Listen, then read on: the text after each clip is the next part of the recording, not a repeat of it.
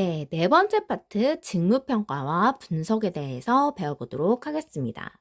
자, 1번 문제를 보시면 직무분석 방법을 세 가지 쓰고 설명하시오 라고 해서 20년의 사회차에 나왔다.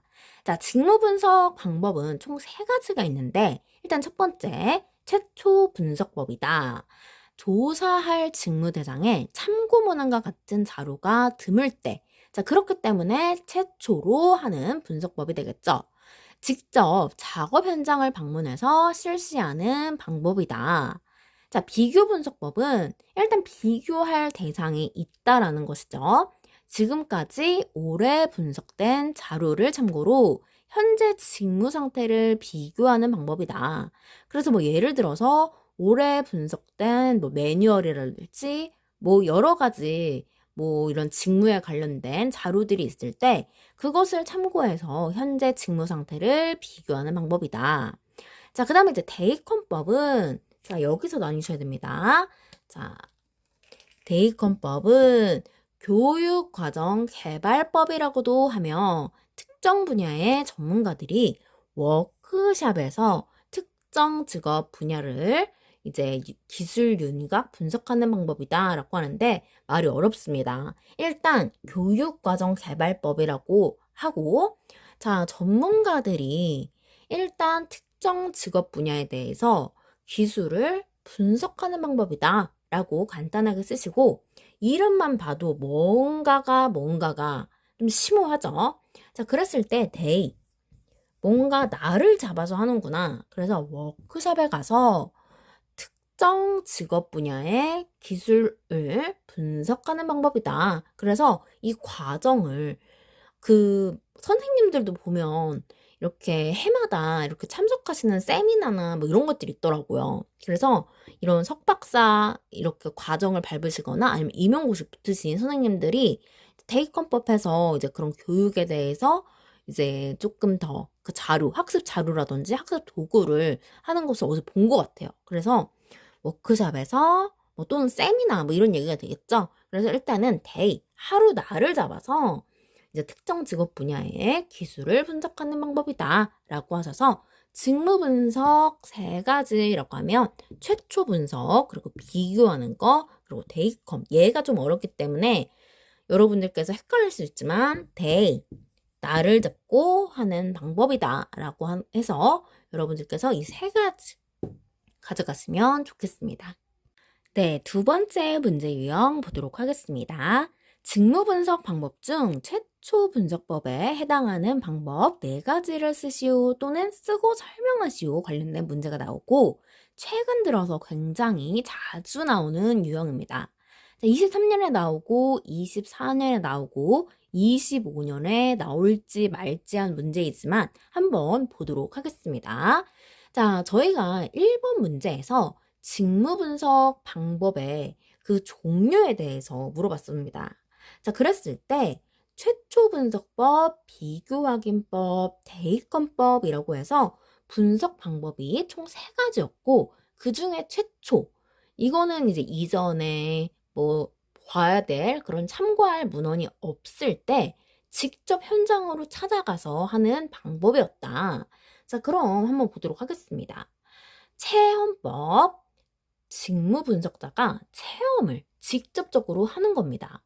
자, 그리고 면접법, 직무 분석자가 직무 담당자와 면접을 진행하여 자료를 얻는 법이다.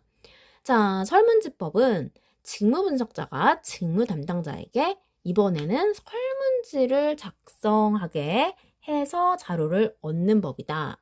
자, 그래서 보시면 뭐 직접 체험을 하는 거, 면접을 진행하는 거, 자, 분석자가 담당자에게 자료를 얻기 위해 이 실행하는 도구들만 달라질 뿐입니다. 자, 관찰법은 직무 담당자를 관찰해서 자료를 얻는 법이다. 그래서 최초 분석법이기 때문에 최초 체면설관이다. 항상 무엇의 최초, 원조, 대가 이런 부분에서는 최초가 되면 항상 체면이 선다. 체면설관이다 라고 생각을 해주시고 만약에 직무 분석 방법 중 네 가지가 아니라 뭐 5가지, 6가지를 쓰라고 할 때도 있습니다. 자, 그랬을 때 뭐 추가로 한다라면 뭐 녹화법도 있을 수 있고요. 녹화법도 비슷합니다. 자, 직무 분석자가 직무 담당자가 하고 있는 일에 대해서 녹화를 하는 것이다. 자, 그 다음에 작업일지. 작업일지는 말 그대로 작업일지를 이제 확인하고 검토해서 자료를 얻는 것이 되겠죠. 자, 그래서 최초 분석법 해서 4가지를 쓰라고 하면 체면설관이라고 생각을 해주시고, 직무 분석에서 뭐 예를 들어서 여러 가지를 묻는다라고 했을 때는 체면설관 당연히 가져가시고, 녹화법, 작업일지까지 가져가시면 되겠습니다. 네, 3번 문제 보도록 하겠습니다. 직무 분석 자료의 용도 또는 자료의 활용의 용도 6가지를 쓰시오. 자, 24년에는 난데없이 가지수를 늘려서 6가지를 물었다. 자, 보통 활용의 용도라고 나오면 4가지를 물어봅니다.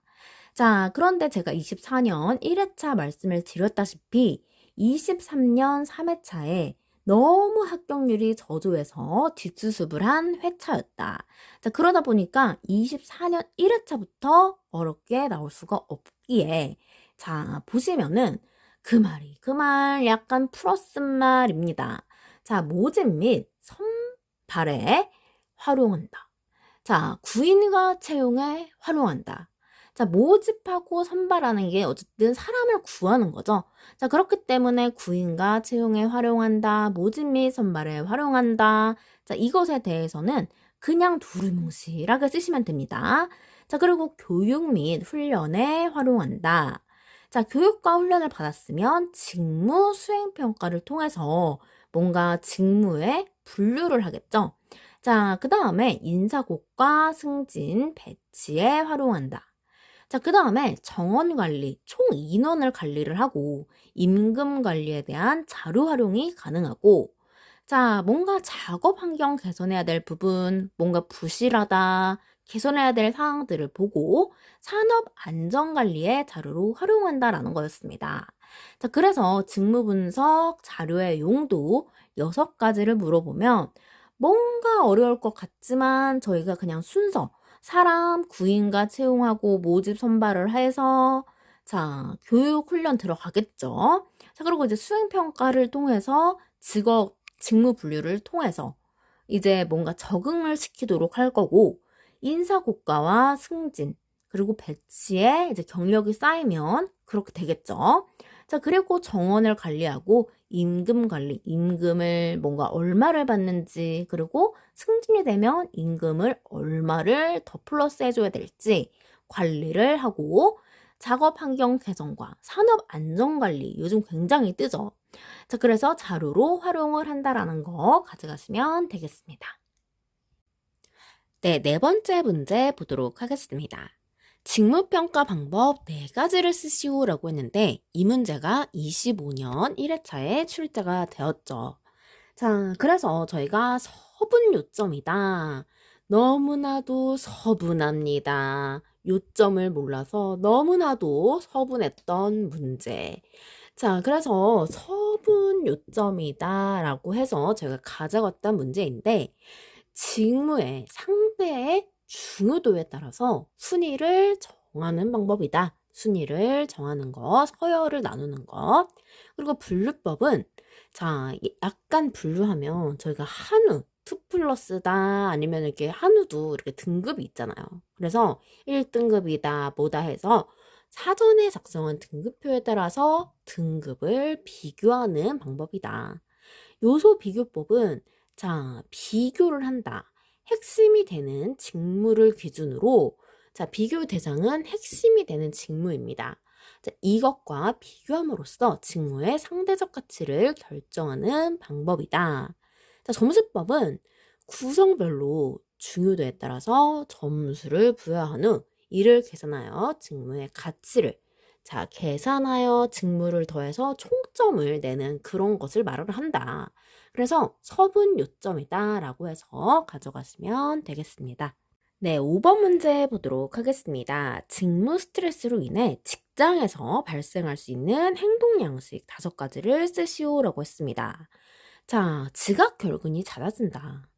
눈 뜨면 또 가야 되네 라는 그런 우울감이 찾아오면서 지각, 결국 최대한 9시까지 출근 시간까지 뻐기다가 들어가느라 지각, 결근이 잦아지고 자, 이직 퇴사를 고려한다. 이미 사직서는 준비가 됐다. 언제 낼지 간을 본다. 자, 업무의 성과가 낮아진다. 하기 싫은 일을 억지로 하려다 보니까 정말 업무의 능률은 안 오르고 성과가 낮아진다. 자, 다양한 사건, 사고가 발생하기 쉽다.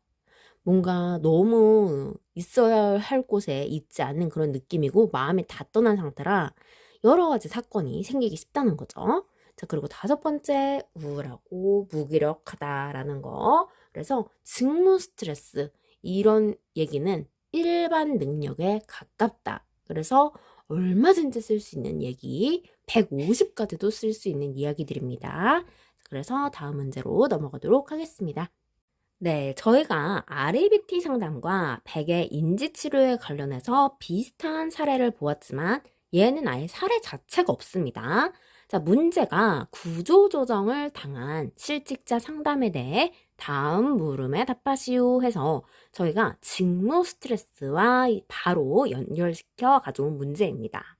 자, 구조조정을 당한 실직자의 심리적 특성 2가지는 실직으로 우울감과 무기력증에 빠지겠죠. 자, 미래에 대한 불안으로 심리적 불안정 상태가 된다라는 거 가져가시면 되겠습니다. 자, 2번째는 이 내담자를 적응할 수 있는 지도 방법 2가지는 일단 굉장히 자존감이 많이 떨어진 상태다. 그렇기 때문에 자기 효능감 교육으로 동기 강화가 필요하다. 그리고 2번째, 재취업 교육이나 기술을 배우며 고용센터를 활용한다라고 했습니다.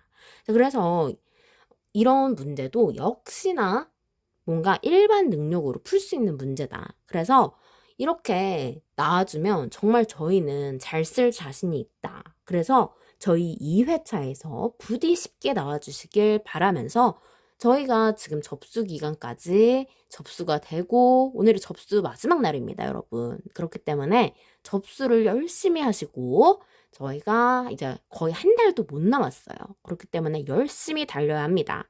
자, 그래서 저희 굿드 프레젠트 과연 10강의가 될지 10 몇 강의가 될지는 모르겠지만 여러분들께서 하루에 한 강좌씩 하시면서 그 기출문제를 열심히 한번 풀어보면서 답을 찾아보면서 이런 식으로 공부를 하면 그래도 암기가 되지 않을까 싶습니다.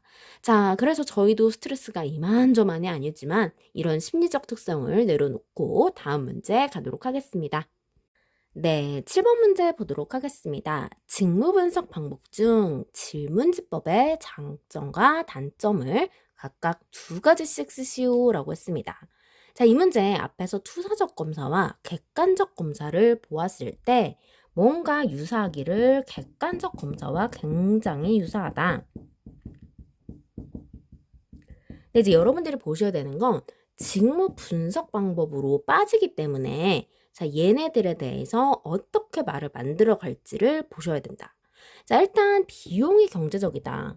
자, 얘는 다른 투사적 검사나 뭐 이런 것들에 비교를 해서 면접법이나 이런 것들에 비교를 해서 준비하는 거라든지 비용이 상대적으로 경제적이다라는 거죠. 자, 그리고 시행, 채점, 해석이 가능하다. 그리고 모든 직무의 사용이 가능하다. 문항만 만들어 놓으면 되는 거기 때문에 모든 직무에 가장 흔하게 쓰이는 것이 바로 질문지법이다. 자, 단점을 보시면 이미 세팅이 완료가 됐습니다. 자, 그렇기 때문에 이 문항 외에 정보를 얻기는 어렵다. 자, 그렇기 때문에 이 질문지법에서 뭔가 빈칸 같은 거를 이렇게 두잖아요. 뭐 써달라고. 그렇기 때문에 이 빈칸을 정말 써줄 확률이 많이 높진 않죠. 그래서 번호 체크만 하고 말 뿐이지 질문 외에 정보를 얻기는 어렵다. 그리고 직무가 수행되는 상황이 반영되기 어렵다는 겁니다. 자, 만약에 뭐 핸드폰이라고 하면은 핸드폰이 새롭게 출시가 되고 뭐 디자인, 성능 이런 게 다 달라지는데 그렇게 됐을 때 이미 출시하고 또 몇 개월 후에 뭐 이렇게 다른 곳에서 또 다른 이렇게 모델의 출시가 됐어요. 자, 그랬을 때 저희가 뭔가 그 제품하고 비교를 하고 싶은데 그러려면 이 비용이 이제 경제적이긴 하지만 다시 문항을 만들어서 다시 해야 되는, 근데 이제 계속해서 문항이나 물어보고 싶은 거나 이런 비교 요소는 달라지는데 그때마다 바꿀 수는 없다는 거죠. 그렇기 때문에 문항 내용에 제한이 있다라는 거. 그래서 질문지법 여러분들께서 그렇게 어렵지 않게 가져가실 수 있다. 왜냐면 앞에서 객관적 검사를 보았기 때문에 여기서는 그냥 직무와 그때는 이제 심리 검사 이런 거기 때문에 심리적인 문제와 연결을 시켜주고 이번에는 직무적인 부분이기 때문에 직무, 모든 직무에 사용이 가능하다. 이런 부분에서는 앞에 심리검사에 나오진 않았던 부분입니다. 그래서 여러분들이 이 문항의 항목을 보고 답안을 쓸 수 있으면 이 문제는 거저 가져가시는 문제입니다. 네, 8번째 문제 보도록 하겠습니다. 자, 이번에는 면접법의 장점과 단점 각각 2가지씩을 쓰시오라고 했습니다. 자, 면접법은 뭔가 말로 물어보는 거죠. 자, 그렇기 때문에 장점은 교육 수준이 낮고 글을 모르는 대상, 우리 어르신들 같은 경우에는 말은 할 수 있지만 한글을 못 쓰시는 분도 있다. 그렇기 때문에 모르는 대상에게도 이렇게 뭔가 물어봐서 의견 같은 거를 들어보고 문제를 해결할 게 있는지 그런 식으로 이제 말로써 하기 때문에 대상층이 넓어지겠죠. 자, 그리고 다양한 질문 사용과 정확한 응답은 얻을 수 있다. 뭐 예를 들어서 할머님, 뭐 예를 들어서 할머니라고 하지 말고 저희가 공장장과 미팅이에요. 그리고 일을 하고 있는 외국인, 뭐 외국인이라고 하면은 좀 외국인 노동자도 한국말을 좀 띄엄쓰ම් 하겠지만 캄씨라고 할게요. 자, 그랬을 때 뭔가 여기 다니면서 뭐 부족했던 거 없어? 약간 이런 식으로 공장장님이 물어봅니다. 자, 그랬을 때 외국인 노동자 캄씨가 없어요. 이런 식으로 짧지만 그래도 정확한 응답을 할 수가 있다. 자, 다양한 질문. 좀 이렇게 다니면서 뭐 누가 너를 괴롭히거나 그러지 않아, 캄? 이런 식으로 하면 너가 괴롭혀서 그렇지 아무도 괴롭히지 않아. 라는 식으로 정확한 응답을 얻을 수 있다. 자, 단점은 뭐냐면 시간. 이렇게 사람을 모으고 자리를 마련하고 이런 식으로 씨비노. 어디서 씨비노. 그래서 시간, 비용, 노력이 많이 소요가 된다. 그리고 사람 대 사람으로 하는 거기 때문에 이게 뭐 일도 해야 되지, 시간 내서 면담도 해야 되지 하다 보니까 절차가 복잡하고 뭔가 이 면담을 하고 있을 때 일이 스탑되는 거기 때문에 오히려 크게 개선되지 않으면 그냥 안 하는 게 낫다. 그래서 절차가 복잡하고 불편하다, 관계도 불편하다 이런 식으로 써주시면 되겠습니다. 네, 9번째 문제, 직무 분석 방법 중 결정적 사건법에 대해서 단점을 묻는 문제입니다. 자, 이 문제 직무가 나오고 결정적 사건법이래요.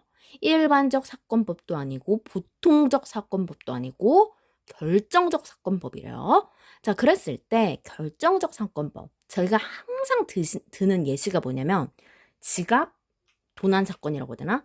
지갑 실종 사건, 지갑이 없어진 거예요. 자, 그래서 지갑 분실 사건.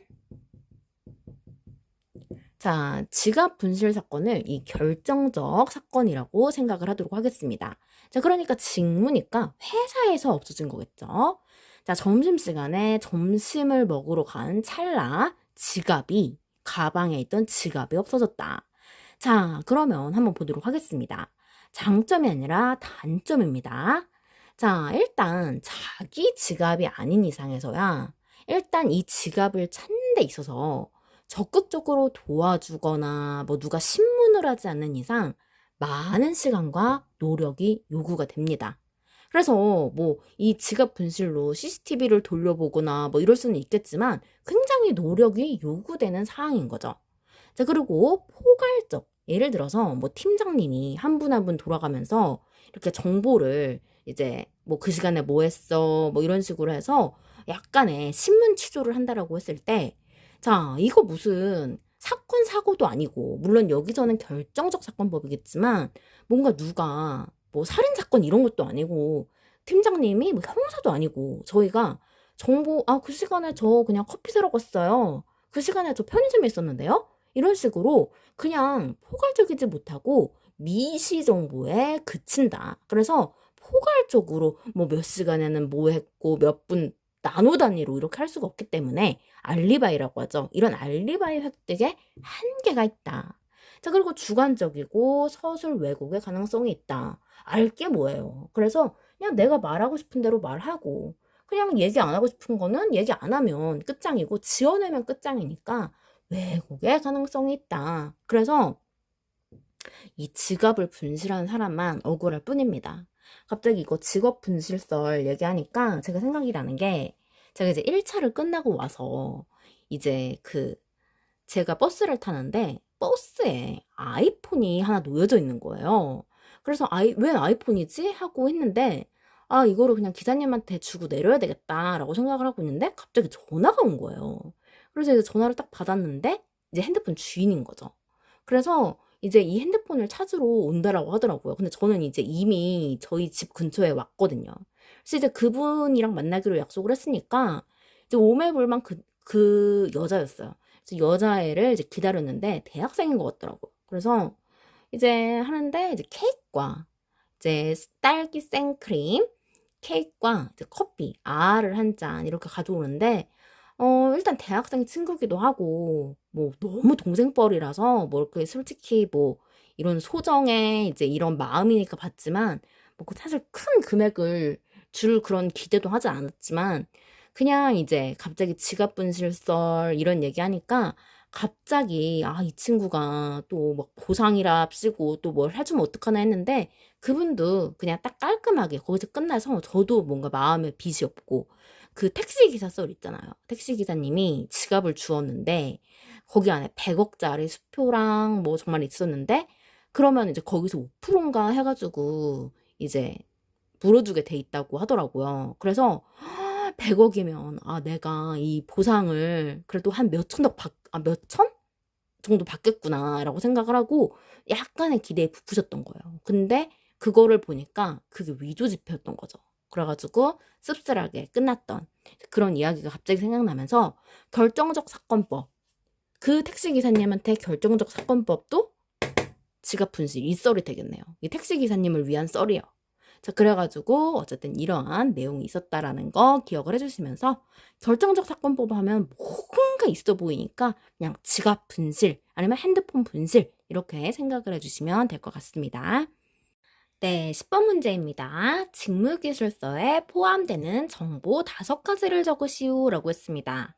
자, 직무평가와 분석에 대한 시리즈가 10개나 될 정도로 은근히 많이 나온 문제입니다. 자, 얘가 빈출이라는 게 아니라 얘는 19년 2회에 나오고 말았습니다. 자, 그래서 19년도에 나올 수 있는 문제가 굉장히 25년에 다 나왔음에도 불구하고 아직도 이렇게 이 회차에만 남아있는 문제들이 남아있다. 자, 직무기술서 포함되는 정보라고 하면, 자, 저희가 포트폴리오나 뭔가 이렇게 증빙을 할 때 경력 기술서나 뭐 예를 들어서 이력서 밑에 자기소개서 하고 이제 포트폴리오로 이렇게 제출할 수 있는 첨부 자료 같은 것들 있잖아요. 그래서 어느 기업은 뭐 이력에 경력 기술서를 써서 내라는 데도 있고, 근데 이제 직무 기술서는 이제 경력은 나에 대한 그 경력, 이력에 대한 기술서고, 직무는 정말 했던 그 직무에 대한 기술서로 비슷하지만 조금 미묘하게 다른 아이다. 자, 그렇게 했을 때 만약에 저희가 첨부 새로운 곳에 이직을 해서 얘를 낸다라고 생각을 했을 때 직무의 명칭, 그리고 급수, 임금 등의 직무 정의와 관련된 정보다. 그래서 저는 그냥 뭐 이렇게 외운다고 해서 외워지지도 않지만 명수, 우리 박명수님이 얼마를 받는지가 궁금하다. 한번 라디오 거기 사연에다가 한번 내봐야 되겠어요. 박명수 쇼 있잖아요. 그래가지고 직무 정의와 관련된 정보다. 이도저도 모르겠으면 그냥 직무에 관련된 정보다. 자, 그리고 직무의 목적, 사명 등의 직무 요약이다. 그냥 이제 사명은 이제 어떻게 보면 그 회사에서 이제 어떤 마음으로 사명감 또는 회사의 그런 목적 추구, 약간 이런 게 사명이 되겠죠. 자, 그리고 이제 목적과 항상 우리가 목적 이야기하면은 목표, 목적과 본질에 대해서 한다고만 했는데 이번에는 직무의 목적과 사명, 목사님이 생각이 난다. 자, 그래서 이제 직무에 사용되는 기계나 장비, 그리고 사용하는 원재료, 그리고 이 재료와 장비로 만들어낸 최종 산물이 뭔지, 그 방식까지도 이제 써 내려가는 거죠. 그래서 예를 들면 경력 기술서는 뭔가 나의 이력을 어필하는, 내가 여태까지 해왔던 것에 대한 거라면, 직무는 약간 직업에 대해서 직업의 명칭, 급수, 임금 등에 대한 그런 디테일한 정보고, 밑으로 내려갈수록 내가 무슨 원재료와 기계 장비를 사용했는지까지 나오잖아요. 그렇기 때문에 조금 더 직업적인 것에 관련됐다라는 거 기억을 해주시면서, 자, 이 문제 뭔가 심오하지만 저희가 직무평가와 분석은 지금 저희가 출제 기준으로 보았을 때 직업정보 수집에 11번에 들어가는 부분으로서 뭔가 실행하고 점검하고 그 다음에 계획하는 거, 그 단계에서 나올 수 있는 부분으로 직무평가와 분석은 들어가신다고 보시는 게 맞습니다. 그리고 문제도 지금 저희가 정리한 거로만 10가지가 되고, 그렇기 때문에 이런 문제, 특히나 19년, 이제는 아마 19년에서 내지도 않을 겁니다. 왜냐면 25년에 너무 19년에 최종판이라고 할 수 있기 때문에 19년에서 가져오는 문제보다는 이제는 조금 빈출됐던 애들이 나올 확률이 높아요. 네, 파트 5번 보도록 하겠습니다. 의사교류 분석 상담에 대해서 저희가 한번 보도록 할 텐데요. 자, 의사교류 분석 기법에 주장하는 역동적 자아 상태 3가지를 써라 라고 물었습니다. 자, 역동적 자아 상태, 뭔가 의사교류 분석 기법은 저희가 빠질 수도 있는 회차긴 한데 그렇기 때문에 뭔가 중심적으로 보지는 않겠지만 여러분들께서 그냥 느낌만 살려서 가져가시는 걸 원하고, 그리고 일단 쓰시오라고 했기 때문에 어차피 나올지도 모르고 안 나올지도 모르는 거 그냥 팩이라고 해서 부모자, 성인자, 그다음에 어린이자라고 해서 뭐 parent, adult, child가 아닐까 싶은 뭐 그런 약자가 아닐까 하는 저의 추측인데, 일단 여기 이제 뭐 내용을 보시면 이해가 전혀 안 가는 말도 아닙니다. 자, 부모자를 보면 5세 이전에 부모를 포함한 의미 있는 연장자들의 말이나 행동을 무비판적으로 받아들이면서 내면화시킨다. 자, 그래서 뭐 금쪽 상담소 같은 데 보면은 이제 뭐 금쪽이들이 엄마와 아버지의 그런 행동을 따라하는 거. 그리고 이제 의미 있는 연장자라고 하면 뭐 돌봐주시는 뭐 베이비시터라든지 아니면 이모님, 그다음에 할머니, 할아버님, 그다음에 뭐 어린이집의 선생님, 이런 식으로. 그래서 그 누구죠? 그 도안가? 그 약간 경상도 사투리 쓰는 아주 애기 있는데 유튜브에서 굉장히 귀여운 애기가 있더라고요. 자, 그리고 이제 성인자, 상황을 판단하고 성인이 되었으니까 객관적인 정보를 근거로 이치에 맞게 처신하는 자아 형태이다. 그리고 어린이자는 부모와의 관계에서 경험과 감정에 대한 반응이 내면화된 상태이다. 그래서 마치 이 문제가 만약에 나온다면 저희 25년에 1회 때 나왔던 1번 문제 기억이 나시나요? 발달 기준에 대해서 뭐 연령대를 나눴던 거 있었잖아요. 그래서 뭐 서열을 이렇게 나눠가지고 뭐 학년, 그다음에 뭐 정신연령, 학년, 서열 이렇게 해가지고 단계를 나눴던 것처럼 부모자, 성인자, 어린이자다. 그래서 너무 깊게 가져가시지는 않았으면 하는 문제이고, 저희가 20년 2회차, 그냥 20년도에 기본을 다지기 위해서 나왔던 문제로서 저희도 한번 보고 가는 문제입니다.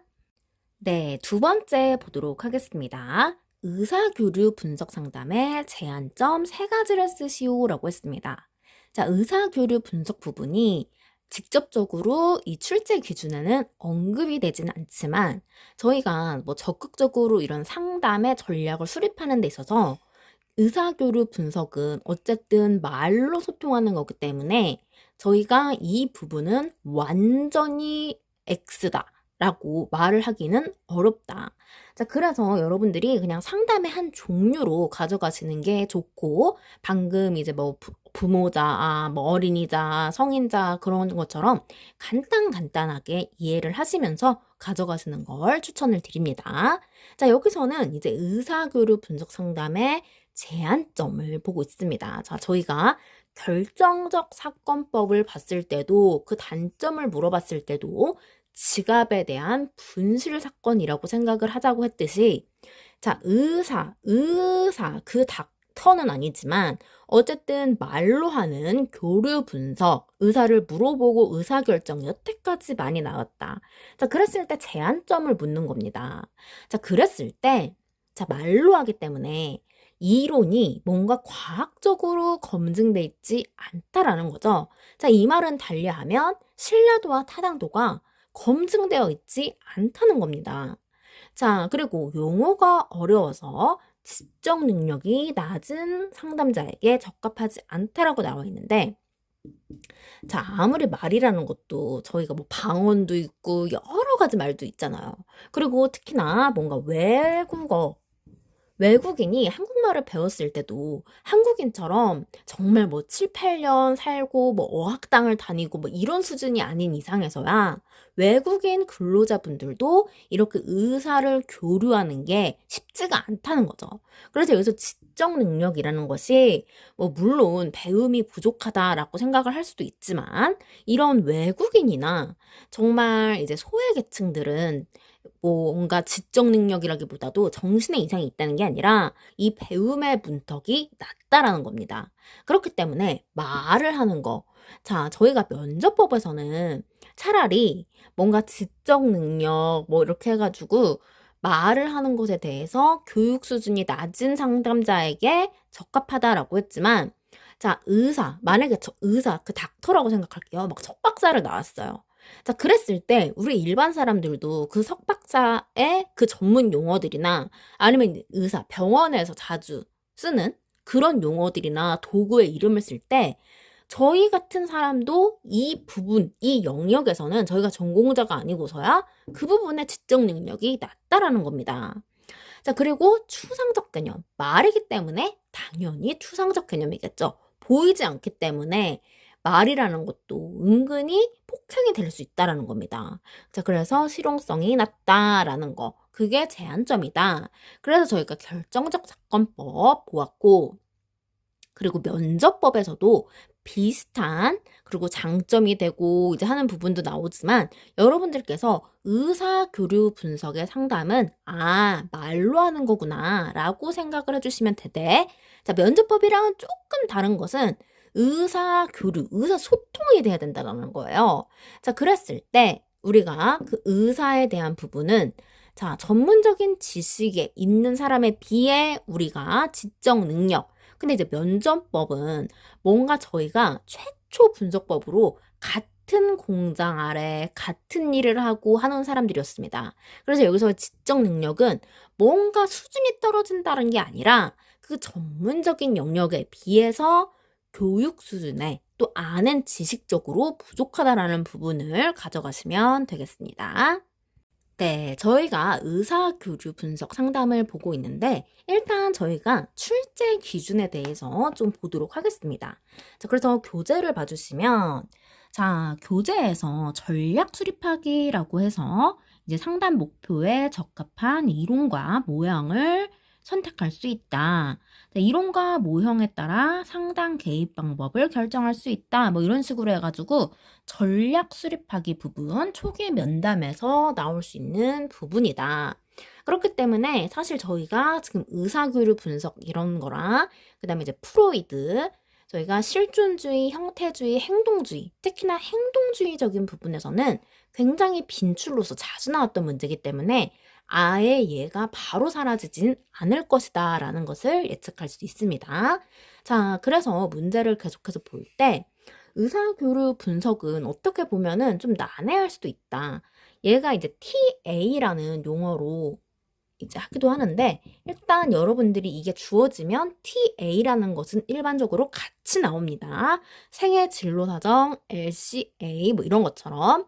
자, 그랬을 때 기본적인 생활 자세가 있대요. 무슨 생활 각본을 구성하는 어쩌고저쩌고 있는데 기본적으로 지금 물어보는 것은 기본적인 생활 자세입니다. 자, 19년에 나왔고 19년에 나왔던 반짝 25년 1회차가 주마등같이 스쳐 지나가면서 정말 25년 1회차는 19년의 도돌이표라고 해도 과언이 아닐 만큼 정말 19년을 제대로 보셨으면 만점자도 나왔을 것 같아요. 제가 봤을 때는. 자, 그런데 합격률이 19년에서 나왔던 만큼이었는지 모르겠지만 19.4다라고 말씀을 드렸죠. 자, 그래서 그냥 19는 19 금에 그쳐라 라는 말을 드리고 싶고 일단 생활 자세 한번 보도록 하겠습니다. 자, 나와 타인이 있어요. 교류를 할 때. 그쵸? 자, 나도 좋고 너도 좋고 라는 것은 굉장히 원만하고 긍정적인 생활 자세이죠. 아주 파워 사회형입니다. 자, 그랬을 때 자기 긍정, 타인 부정 한번 보도록 할게요. 자, 이거 살짝 지우고 보도록 하겠습니다. 자, 자기 긍정, 타인 부정은 타인에게 공격적인 태도를 갖는다. 자, 나는 되는데 너는 안 돼. 타인에 대해 공격적인 태도를 갖는 자세다. 그리고 나도 싫은데 너는 좋아. 타인을 자신과 비교하고 여기서 핵심 포인트는 자기 비하적 태도를 갖는 자세다. 그래서 저도 약간 이런 느낌이 아닐까 싶기도 해요. 뭔가 이런 자기 효능감이 뿜뿜할 때도 있지만 어떻게 보면 자기 효능감을 뿜뿜하게 살기 위해 노력하고 있지 않나라는 생각이 들고 솔직히 이게 많이 커서 SNS 이런 거 타인과 자신을 비교하면서 자기 비하적인 태도를 갖는 자세. 그래서 저는 인스타그램이나 이런 것도 잘 안 하고 계정도 없어요, 사실은.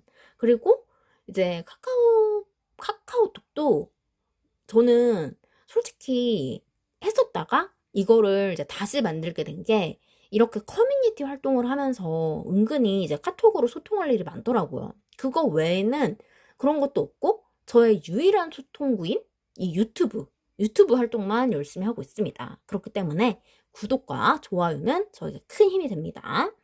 자, 그리고 자기 부정, 타인 부정은 굉장히 파괴적이고 비관적인 태도죠. 그렇기 때문에 이거는 약간 좀 사회성이 많이 떨어지는, 그죠? 나도 싫고 너도 싫고 뭔가 사회적인 이런 비관적인 태도를 가지고 있는 거다. 그래서 이런 유형들은 약간 추적 60분 다큐멘터리에서 많이 나옵니다.